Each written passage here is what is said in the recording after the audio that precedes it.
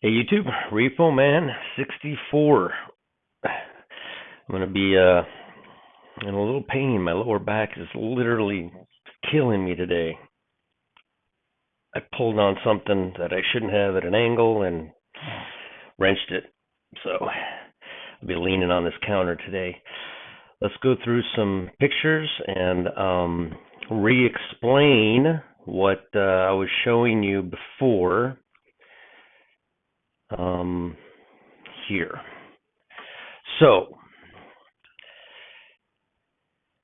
every year, we have 365 days in a year. Every year on Joshua's long day, it occurs on March 14th and 15th. On the Hebrew calendar, the day stays the same. This is one day. This is how the Enoch calendar lines up perfectly with the Gregorian calendar. I want you to remember, somebody asked me this question in the comment section. The Gregorian calendar was designed, that's why when I was a child growing up in school, it was before Christ and after Christ, BC and AC. They changed it to, I think, Anno Dominium after the death, actually AD, after the death. So that's what the Gregorian calendar was designed to. Basically what it did was it was supposed to start at his birth, which they messed up by, I think, 3 years. And you go forward and we'd be in the correct year. And then from his birth, you go back 4,000 years to creation. And that's why we have BC, before Christ. The Hebrew calendar is supposed to count from creation until now. They're stating, and we had a lot of videos and a lot of good watchmen who were looking at the turn and the Shemitah cycle and all of that about the turn of the year, and this is really high watch time because 5782 was to turn into 5783. The Jews, as they have done, did not obey the law of God, and the law of God was to change the head of the year from September to March. Therefore, 5783 did not happen in September. God has given us a couple of examples, like in Joshua's long day, where time went backwards. He turned the dial backwards, 10 degrees. Everything there is no example in the Bible of God turning time forward. Satan would be screaming foul play had he done that. That's why we have those 6 months that we can't explain when we talk about the difference between Rosh Hashanah. So, while the head of the year, before the law was handed down in Exodus 12, was at September, and God changed it and moved it back to March. And I'll show you that. We're not in the year 5783 yet. We're still in the year 5782, and the 7-year Shemitah cycle did not change in September. It will change coming up here in March, and I'm going to show that to you. Again, here's Joshua's one long day. That happens on March 14th, 15th. In order to know, there is a whole religious group that has followed this Sabbath. It's a whole, I think they're called Seventh-day Adventists. They are insistent that we keep the Sabbath. It is one of the 10 Commandments. But what was God talking about? Was he talking about every single Saturday you don't do any work? And then the Christians come along and says, well, he rose on Sunday, so it's Sunday that we won't do any work. And I say that law was handed down to tell us we need to be paying attention to when the Sabbath actually begins, or the last Sabbath of the year, to reset the year every single year. Now, if you take 364 and divide it by 7, let's do that real quick. 364 days, you divide by 7, and you get an exact 52 weeks in a year. It's perfect. Now, the extra day, remember Joshua's long day. In other words, it resets every single year on March the 16th as the last Sabbath. 1 week later will be the first Sabbath.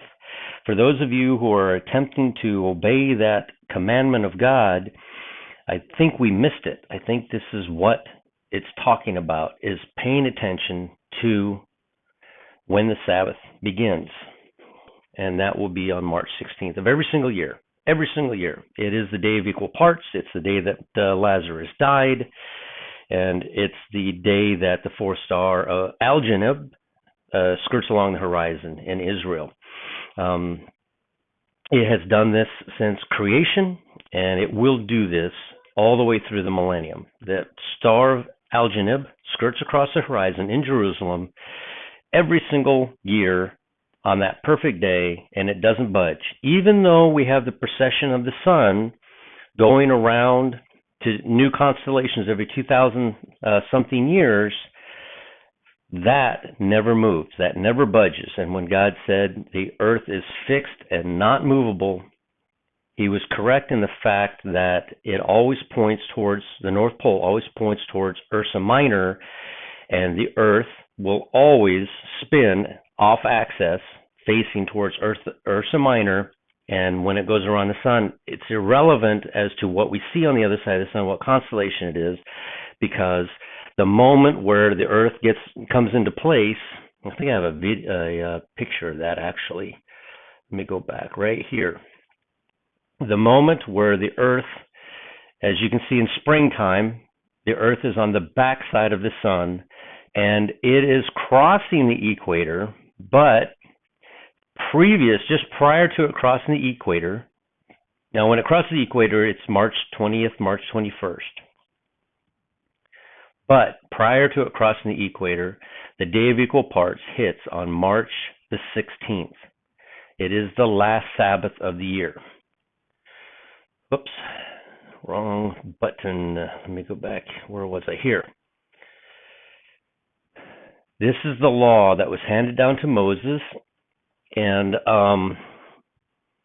this is where he changed the head of the year. Rosh Hashanah is no longer in September. It is now in March. And in March, it will become 5783. If you add the 210 lost years, I believe it was when Israel was kicked out, or it was for some reason they've missed 210 years. People who have done a better study on that than myself, I've seen the videos and read it, and it's really good. So. And the Lord, here we are in Exodus 12:1. And the Lord spake unto Moses and Aaron in the land of Egypt, saying, This month shall be unto you the beginning of months. It shall be the first month of the year to you. Speak ye unto all the congregation of Israel, saying, In the 10th day of this month, now this is where Jesus rides in on his triumphant entry on a donkey and on a colt, and rides into town on the 10th day. And the same thing, they take a lamb and they take it to their house and they hold it for 4 days before they sacrifice it on Passover, which was representative of Jesus going to the cross. According to the house and their fathers, a lamb for a house. I showed you this before. It lines up absolutely perfectly. 2,000 years from Christ is when the millennium will begin. But 2,000 days from the Revelation 12 sign is March 16th, the Day of Equal Parts. That keeps happening.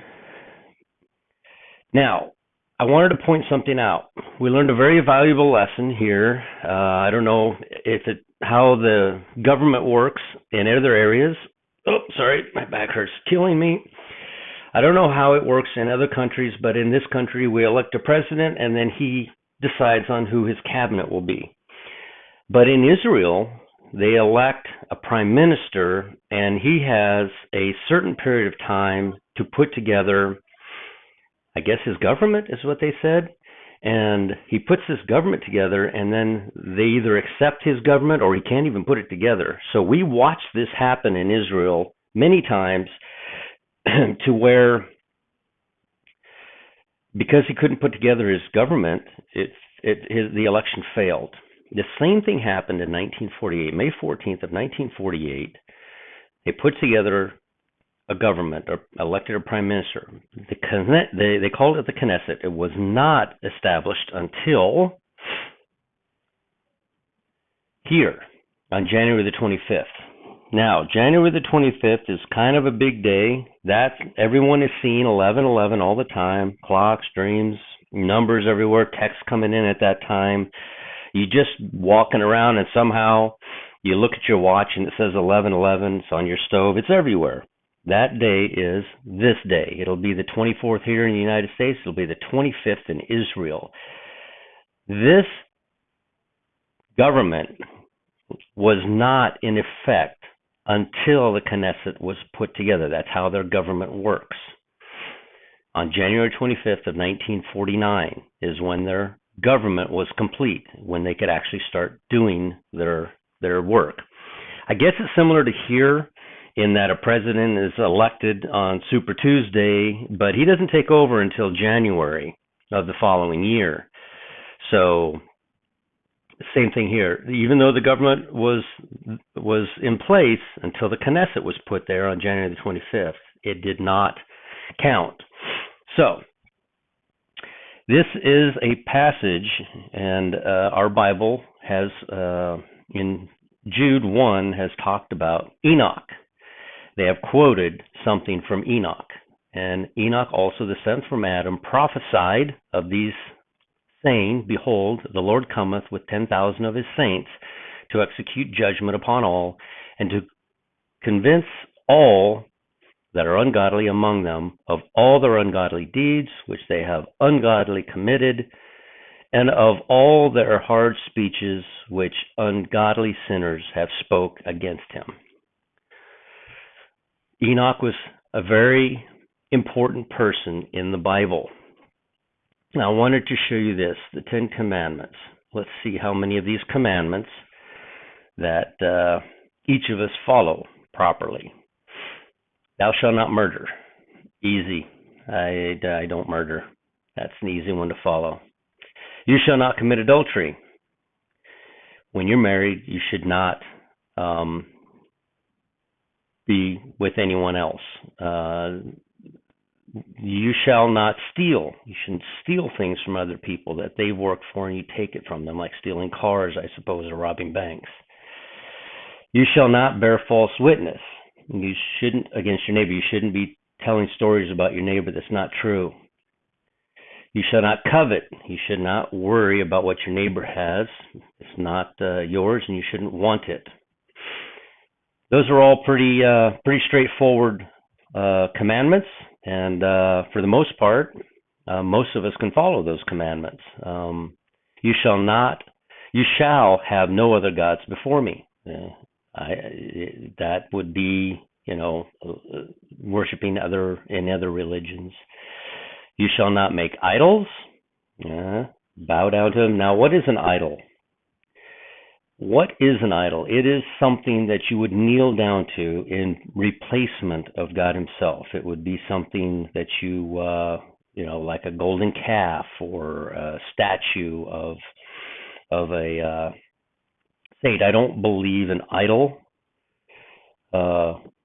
would be pictures of like there's a little girl that saw Jesus in a dream, and she had a sketch artist sketch it out as to what she saw. And I don't know that that's wrong, but you shall not take take the name of the Lord your God in vain.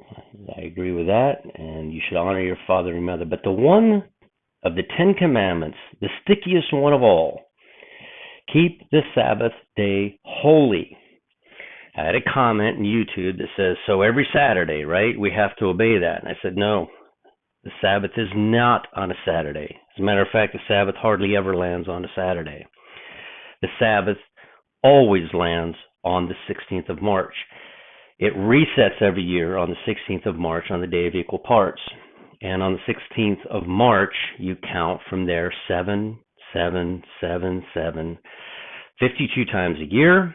You will end up on the one long day, and then you will reset again on March the 16th. Last year, 2022, it just so happens that the Sabbath landed on a Wednesday, the fourth day of creation, the day that God put time into place. He did that on the fourth day. Human beings or no living, breathing animal can exist outside of time. God did not create any living, breathing animal with a spirit or a soul before he created time. Couldn't happen. God had to create all the animals and humans after he created time. So in order to keep the Sabbath day holy, you would have to know for certain every single year when the Sabbath day begins. It always begins on March the 16th.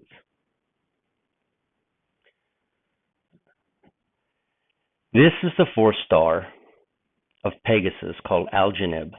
This is what the witnesses were out there looking for each year to make certain that they knew what the last Sabbath of the year was. This happens every single year on March the 16th. It has happened since creation, and it will happen all the way through the millennium. I showed you the day of equal parts in timeanddate.com. It goes as far as 2600, 600 years from now, and it is still March the 16th. It has never changed from what I can see in time and date. It also happens on September the 14th, making September the 15th, Rosh Hashanah, previous to the law being handed down to Moses by God himself to change the head of the year to March the 17th. The day before is where this star skirts along the horizon on March the 16th, the last Sabbath of the year. So in order to keep this law, keep the Sabbath day holy, there is only one way to do that. And it does not move around. You can't move these things around because you want it to land on a Saturday or on a Sunday, like they do with every feast day throughout the year. They move them around so that they land on certain days. For us and the Gregorian calendar, Christmas is on December the 25th. Every single year. It doesn't matter. It's always on December the 25th. It will change by one day every single year because they're not making the one long day. They're not adhering to the one long day. So it will jump every single year by one day, and in a leap year, 2 days. So when God says to change the head of the year from September the 15th and move it to March the 17th, he has moved it exactly 182 days. There are 364 days plus the extra day for the day out of time, the one long day, and then you come to 365 days, which completes our year. I'm showing you here the fourth day, what happened. On the fourth day,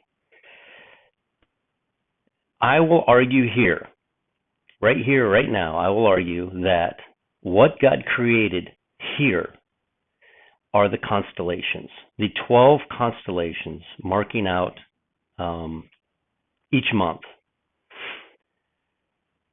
And God said, let there be lights in the firmament of the heaven to divide the day and the night, and let them be for signs and for seasons and for days and years. So whatever he's created here, it is for signs, seasons, days, and years. And let them be for lights in the firmament of heaven to give light upon the earth. And it was so. Anything completely devoid of light is complete darkness. At nighttime, if there's no moon, you can still see the stars up there. Right here, he has finished whatever it is he has created here, these lights that he's created in the firmament to divide the day and the night, and for them to be signs and seasons and for days and for years. Whatever that is, he is finished. And it was so. It's done. Whatever that was. But he continues. And, now this is after he says, whatever this is after that point of this, for signs, seasons, days, and years. Then he says, and God made two great lights. What two great lights is he talking about? He's making something that has nothing to do with signs, seasons, days, and years. He's making something else now. And God made two great lights, the greater light to rule the day, the lesser light to rule the night. He made the stars also. So, I think what he did here in Genesis 1:14 and 15 was make the constellations. In Genesis 1:16, he is making the sun, the moon, and all the other stars. And God made two great lights, the greater light to rule the day, the lesser light to rule the night. He made the stars also, and God set them in the firmament of the heaven to give light upon the earth, and to rule over the day and over the night, and to divide the light from the darkness. And God saw it was good, and the evening and the morning were the fourth day. Whatever he created after Genesis 1:14 and 15, in my opinion, has nothing to do with the signs, the seasons, the days, and the years. I think that those are the constellations that he created at that moment. Now, notice down here at the bottom, the fifth day is when he created the fish and the birds. And you know we were created on the sixth day. No breathing animal, he calls it the breath of life, that had a soul, not a spirit, but a soul. No breathing animal was created before he created time. This is where he created time, on the fourth day. This day where he created time was March the 16th. I apologize, I said that wrong. It was September, excuse me. It was September the 14th.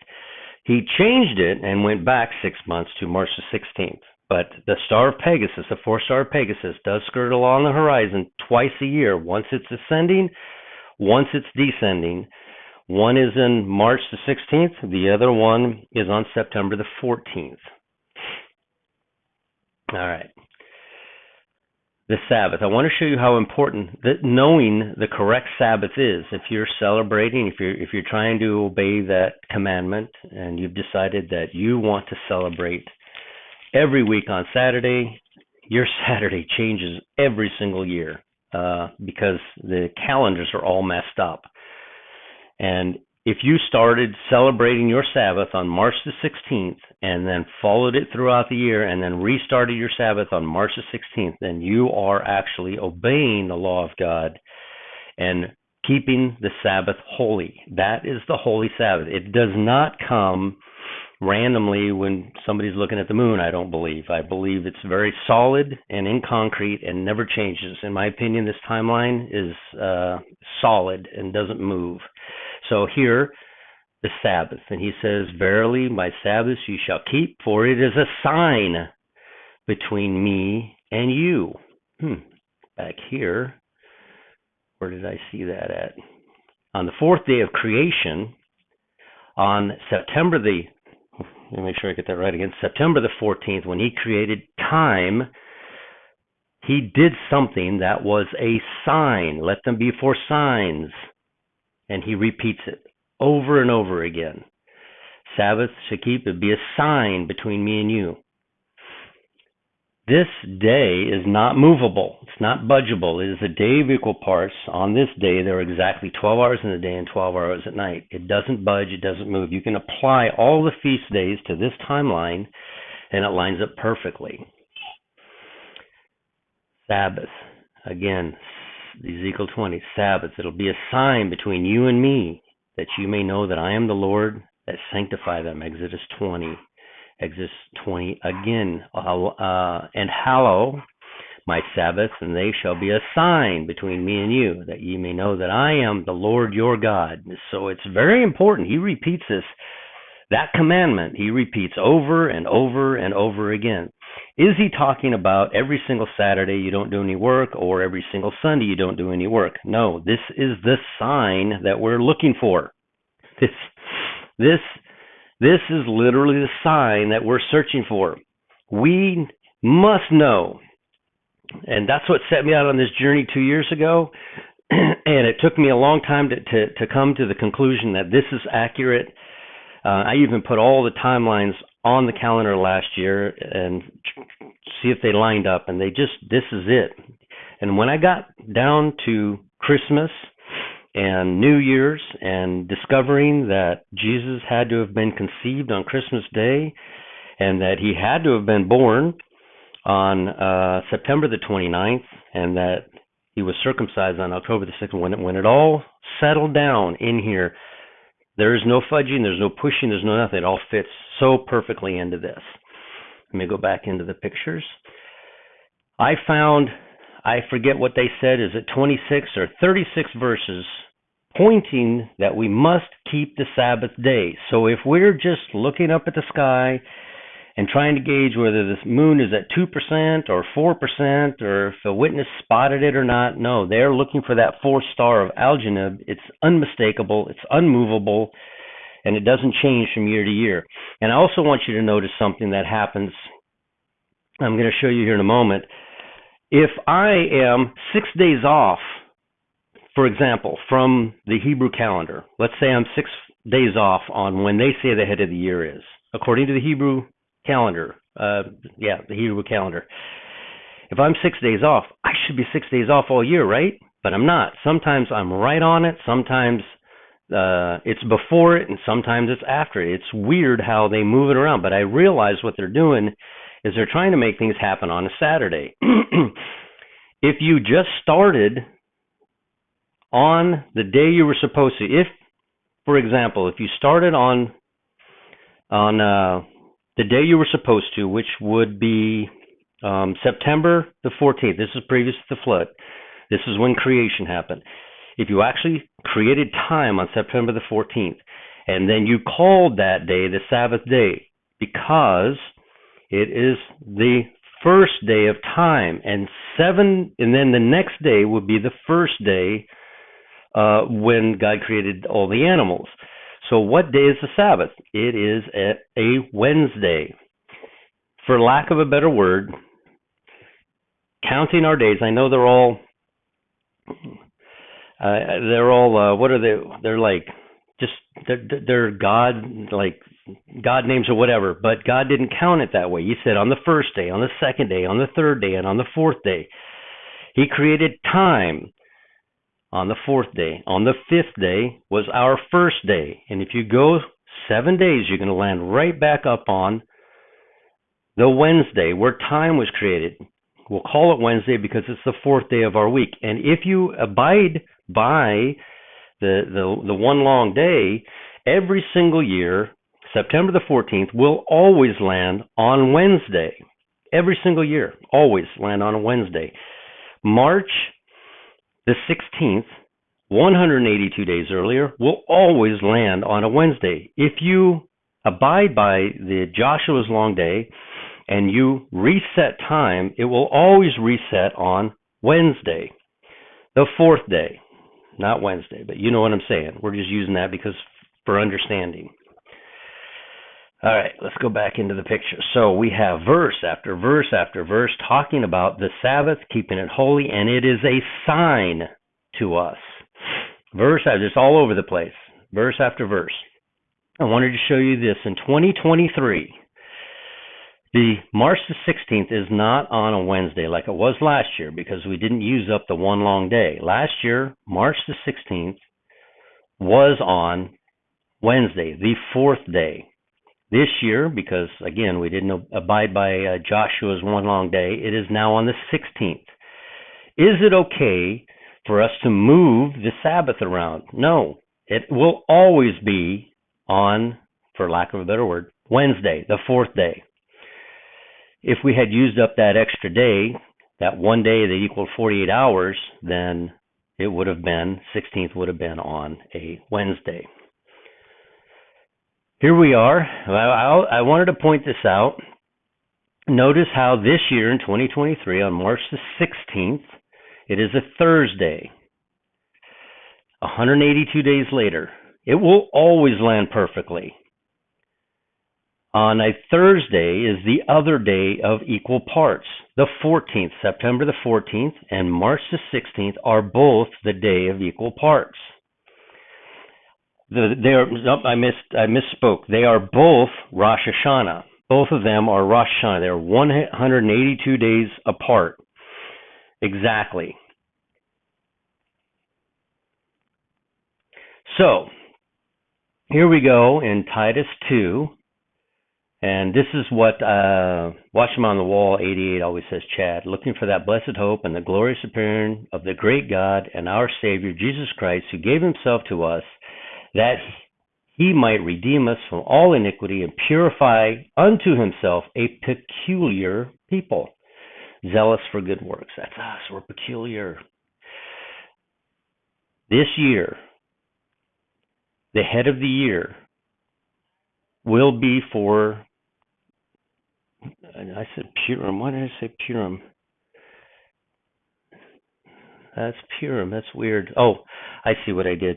Okay, Purim on my timeline is always March the 1st. Always. It never changes. It is always March the 1st. You see here that they are 6 days off from my timeline. They are calling Purim to be on March the 6th. They're 6 days off.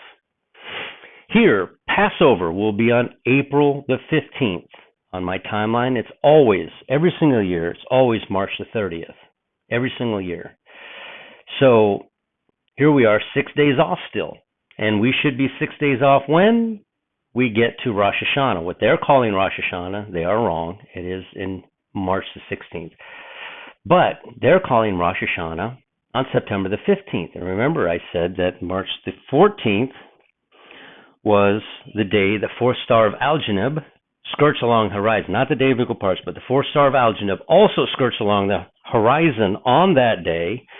This is the day of creation, and the following day, on September the 15th, would be the first day, which is Rosh Hashanah, except that they did not obey the law of God and move it back 6 months. Rosh Hashanah actually falls on March the 16th, the day that fourth star of Algenib also skirts along the horizon. So, September the 15th is what I show as being the old Rosh Hashanah, previous to the law being handed down. Why are we not 6 days apart? Why is it the same exact day? This is the day. Where did they lose 6 days within those 6 months? Where did they go? How do you lose 6 days in 6 months? They just disappeared, because back here we were 6 days off. Back here we were 6 days off. Come here and we're exactly on time. They're exactly calling Rosh Hashanah on September the 15th perfectly, which is pre-flood, by the way. So, all right, let's take a look at this real quick. Let's see here. The fourth star, Algenib, is the last Sabbath. It is the day of equal parts forever. Lazarus dies on this day. Mary and Martha bury him and are unclean for 7 days. Now let's go forward here. Again, I've showed this many times. Jesus is on the cross on March the 30th. Every single year. It never moves. This is, the Bible speaks of, and it rained for 40 days and 40 nights, but he floated for 150 days, and the water began to subside. Jesus went down in the grave. The waters began to subside. The ark rests on Mount Ararat. Like Dr. Barry says, reverse the curse. And that happened on the 153rd day. It actually says the first month and the 17th day. It says the 17th month and the 17th day. It has been changed, but the 7th month and 17th day back then was Nisan 17. See down here, I've got the schedule. If you look at Nisan for Moses, and then for Noah, which is written at the bottom on the 7th month, it is Nisan for him. So the 7th month and 17th day, the ark rested. Jesus defeated death on the third day and rose out of the grave. Where are we at right now? I split this up into 6-month increments, 182 days and 183 days, and put that all together. This is the 4-star of Algenib, day 4 of creation. God created time on Elul 31, September the 14th. Come down here. Where are we at right now? We are coming up on,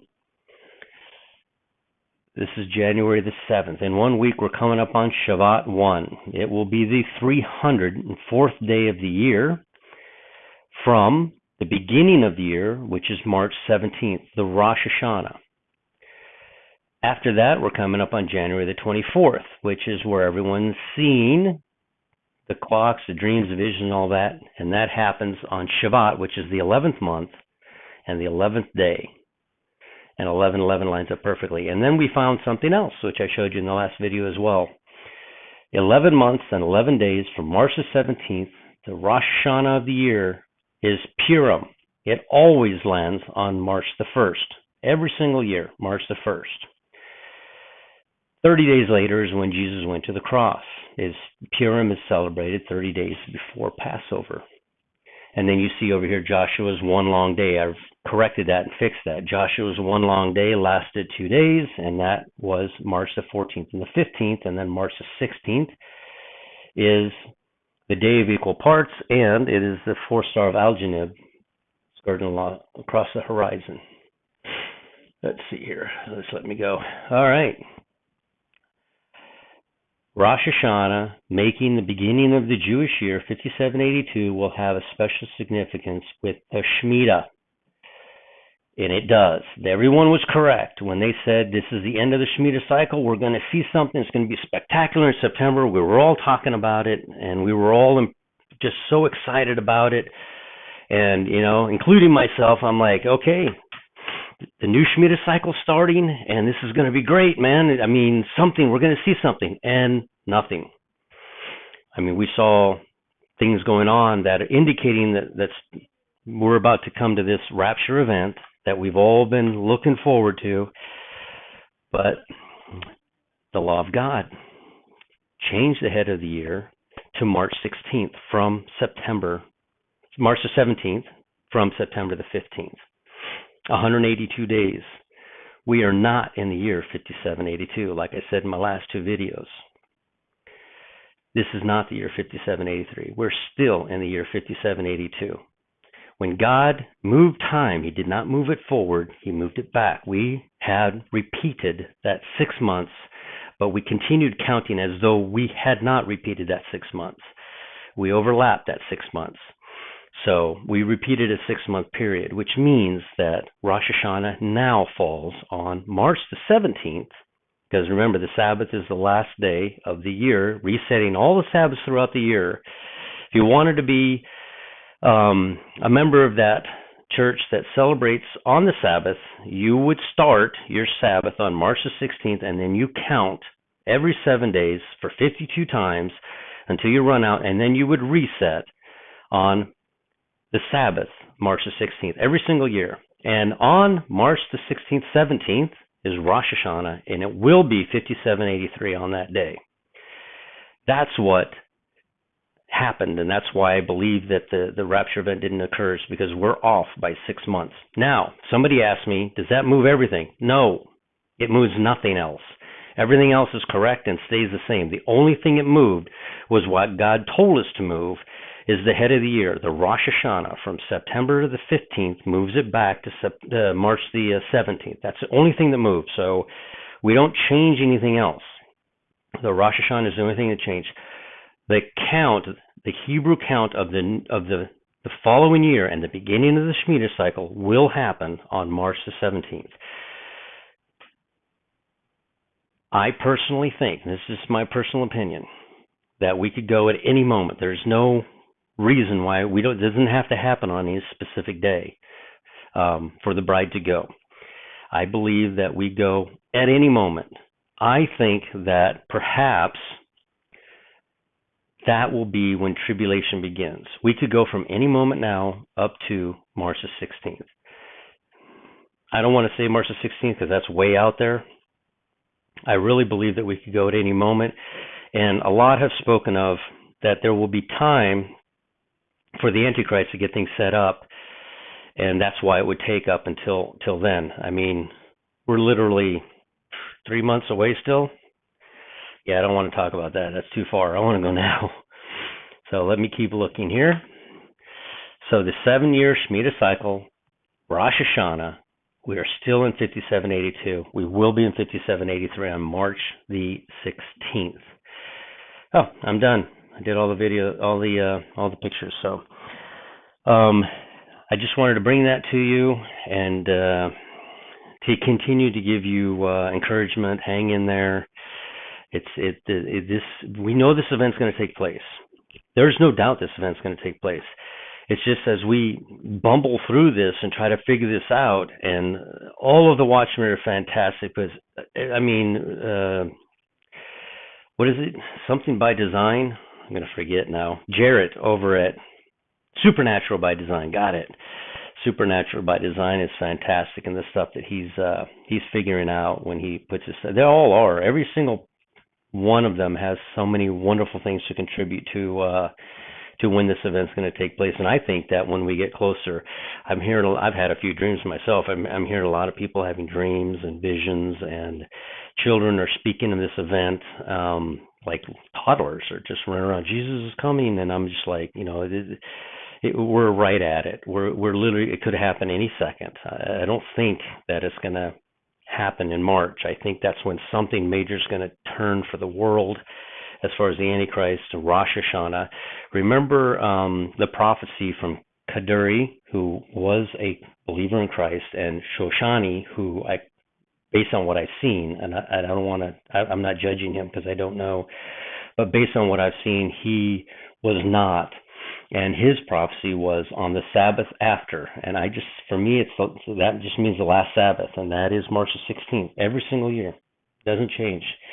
On the Sabbath after is when their Messiah, their King Messiah, will show up. And so we're always talking about two events that are come. Jesus is coming in the clouds. He's not coming all the way down, and we're going to be taken out of here. We're going to meet him in the clouds, just like the Bible says. But then there's this other guy that's coming all the way down here, and that's another event. Are they on the same moment in time, or are they separated by 3 months? I don't know. Like I said, on January the 25th, 24th, it's Shabbat 11. Well, that's right around the corner next week, and then another couple weeks after that, you have, a little bit longer than that, but you have March the 1st, which is Purim. You have the Festival of Trees, by the way, which is February the 14th on Valentine's Day. Can't make this stuff up. It just doesn't keep landing on these days by accident, Mary to be conceived on December the 25th, the egg to implant itself against the uterine wall, and then him to be born on September the 29th, and then circumcised on October the 6th and be named. It all fit perfectly on the timeline. So anyway, RepoMan64, like, comment, share, and subscribe. Remember, there's not much time left. I do this just to get as much information out there as I can. Those watchmen who have studied the Shemitah cycle, I'd love to see a video on the fact that this is not the new Shemitah cycle yet. It will not be the new Shemitah cycle until March the 16th. I'd love to see some math done on that to see if maybe, it works out better as far as that's not my field of strength. Mine is timelines. So, RepoMan64, we'll chat with you later.